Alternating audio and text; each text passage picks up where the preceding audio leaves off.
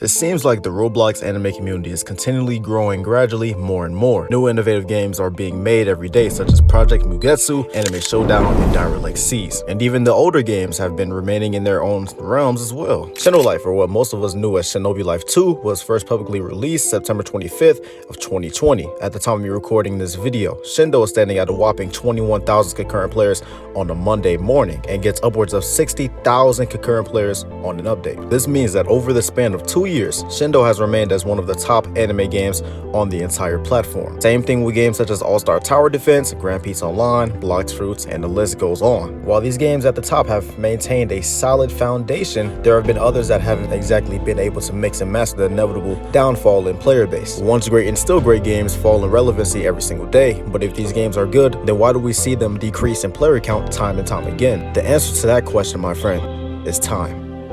In time, your favorite games will eventually get boring. That's just how it is. But the objective of all creators is not to keep your attention on one apparent thing forever. The true key is to find out how many different things we can try and how long these different things last. Even with me as a YouTube creator, I'm trying something new right now in documentaries. Why? Because in time, my regular gameplay videos have started to decrease in views, watch time, etc. But the key is not to remain stagnant and hope that in time things will progress again. The key is to maneuver in time, move as the clock moves. When one clock falls, create a new one. Don't wait for it to create itself. Time is not something you can manually control, but it is something you can maneuver through accordingly. But who would have thought in time, one tweet, one statement, one interaction between two of the biggest names in the Roblox anime community would set everything ablaze. In this video, I'm going to be explaining it all. Grab yourself some Takis or any snack of your choice. This one's going to be a good one. Don't forget to subscribe as well.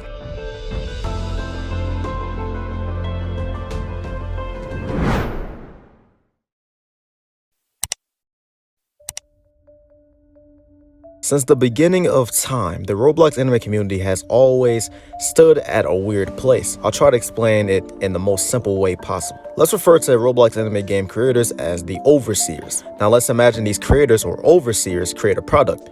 This product is going to be the anime game, but for this analogy, we're going to call it the pit. Now within the pit lies us, the players, but for this analogy, we're going to be the civilians. Now for the overseers at the top, is always positivity up there, nothing but shiny days. But for the civilians, which are us, nothing but rainy days. Fights break out every day, seems like nobody can get along. This, my friend, in other words, is the toxicity of the Roblox anime community. While the overseers are making hundreds of thousands of dollars off of us civilians, we sit and complain about a game that we're still going to play at the end of the day. Now forget about the complaints of the game, think about the toxicity that rests between player to player. Competitiveness is one thing, but the amount of toxicity that rests within the anime community is unmatched. Now you may be asking, Dahmer, what does this have to do with the original topic of discussion? Toxicity from player to player has lasted since the beginning of time, but it's unheard of to see two of the biggest names in the community publicly show disinterest in each other. Let's take it back to the analogy, but let's imagine it a little differently. Imagine two sets of overseers now, as well as two sets of pits, as well as two sets of civilians within these two sets of pits, as well as two sets of toxicities within these two sets of pits within these two sets of civilians. Now I'ma fuck your head up with this one. Imagine the two overseers also establish their own level of toxicity towards each other. Now not only do both pits have a toxic foundation individually, but now this toxicness starts to be directed towards each other individual pit. Now this, my friend, is the endless cycle of hatred that lies within the Roblox anime community. Lead by example is the quote, but my friend, this is not lead by example. If you don't have anything nice to say, then don't say it at all. But this is nothing new in the Roblox anime community. Instead of applauding someone for trying something new, we bash them, we talk down on them. That is what the Roblox anime community does. Also, I am fully aware that Axiore did not make Blox Fruits. I was just using them to make the analogy easier to explain. Don't destroy me in the comments. But knowing the anime community, some of you already have.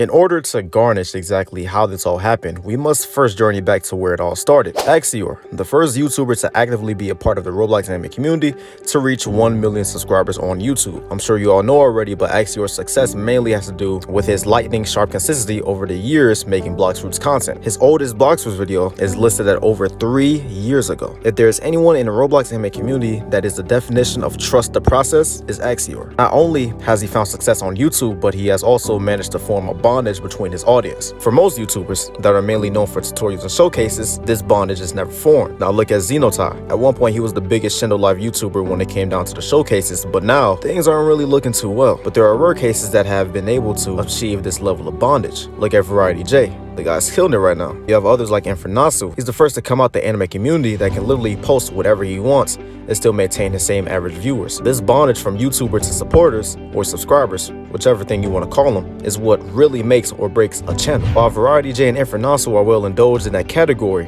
where exactly is Axiore?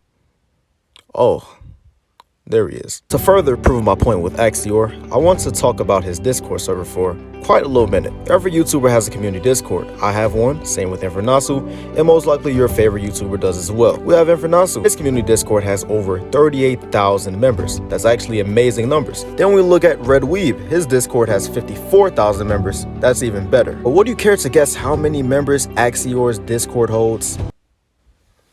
Yeah.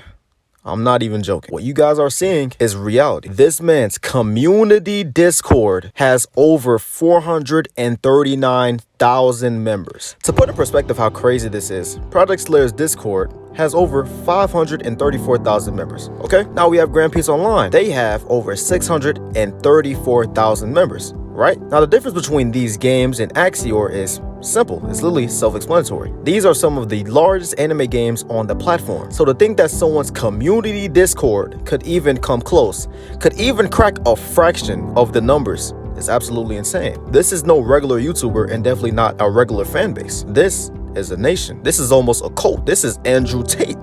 This is literally the Andrew Tate type of cult in the Roblox anime community. It's insane. And well, that's Axiore. Now we have to talk about Rell Games. I'm sure we all know who Rell Games is, so I won't stay on this topic for too long. Rell Games has been the anime developing scene for years now. They also have garnished over 1 million subscribers as well, with their big success being Shindo Life. Rell Games is arguably the best anime developers on the entire platform, and they have the track record behind them to prove it. You can probably name how many nostalgia games of Rell Games you have played in the past. Shinobi Origin, Shinobi Life 1, NRPG Beyond, maybe even more. For the people that don't believe me when I say they are the best developers, now think about it like this. For developers of games that you currently play besides Shindo Life, try to name more than 2 games you've played of theirs. I'll wait. Oh, that's right. Most of you probably can't. But this, my friend, is also not your regular developers. This is another nation. So when 2 nations of high status collide with one another, it'll be best to move out the way, or you might just get caught in the crossfire. I didn't realize how much haters we had. Like, this guy has 1 million subscribers. Like, his name's Axiore. He has 1 million subs, and I literally made an image for, you know, Rell sees. It's just an image, right? It's not even showcasing gameplay or anything. We like all the gameplay we showcase is like what 1 year, like a year ago. Like, it's so old. The footage is so old. But this guy's like, Rell Games, no thanks. And like, he's just straight up hating. I didn't realize we had that much haters, man. This guy's like, this is shiver away. He's like, bro, dedicated his entire channel to a game so terrible. Even the devs admitted it was a cash grab. So the devs of Blox Fruits admitted it was a cash grab. What the fuck? So the way this Axiore guy acts is really embarrassing, not only to himself but the community. And on top of that, we have never interacted with this person or even had a conversation with this person. This guy's just blatantly hating on us for no reason. And you can see what type of person he is. Of course, he's gonna hate on us.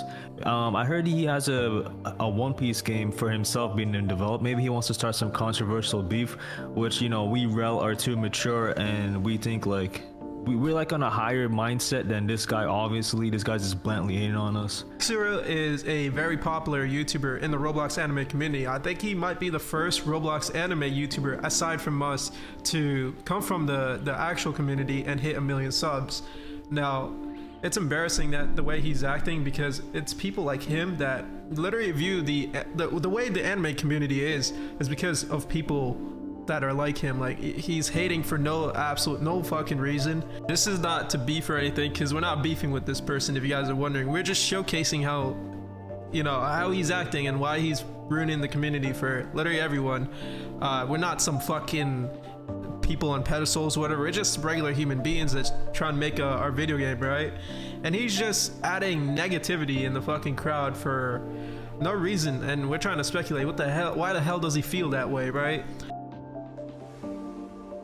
I say all that to really come back to this one point. The Roblox anime community, while it's amazing that we are seeing more and more developers on the rise as well as games, we still have a lot of work to do. And it's not any creator's job to try to be some type of role model, but you have to understand that when you are a known creator, you have a level of influence on your audience. So instead of bashing another creator for trying something innovative and new, maybe do the right thing and just congratulate them. Or if you have nothing nice to say, then maybe just, oh, I don't know, don't say anything at all. It's not that hard. Whether you realize or not, the anime community is toxic. Players who have never developed a game in their lives are toxic towards the hardworking developers. Players are definitely toxic towards other players, but now we have creators toxic towards other creators. If the goal is to make the community better for the future, this is not the way to do it.